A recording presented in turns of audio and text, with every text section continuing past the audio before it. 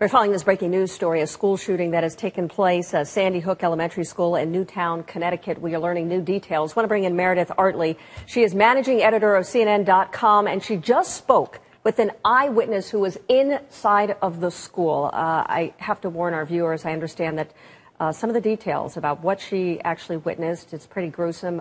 Meredith, what did she convey to you? Hi, Suzanne.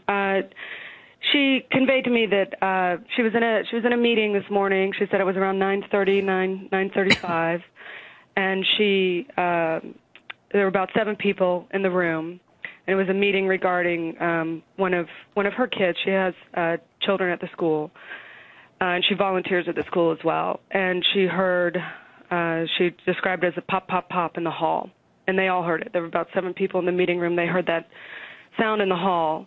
And she said 3 people went out into the hall. And to hear her describe it, she said 3 people went out into the hall, and only one person came back. And she said that she cowered under the table during that moment and called 911, as did the other people in the room.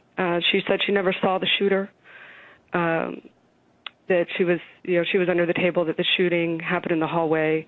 And to hear her describe it, she said that there must have been 100 rounds. And I asked her to clarify that. I said, really, truly 100 rounds? And she said at least. She said that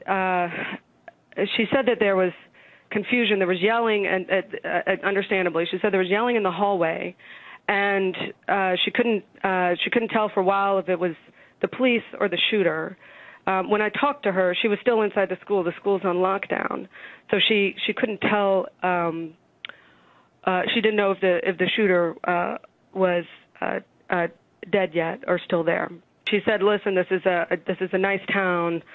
This is a nice school. These are the kinds of things that don't happen there." She noted this was not some high-powered meeting. It was, about one of my children who was in 2nd grade there.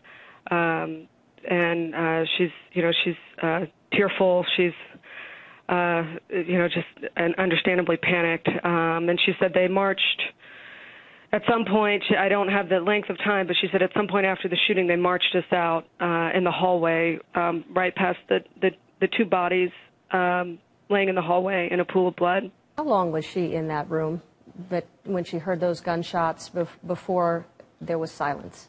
Well, she said she was there she said she got there at 9, or she said the meeting started at 9:30.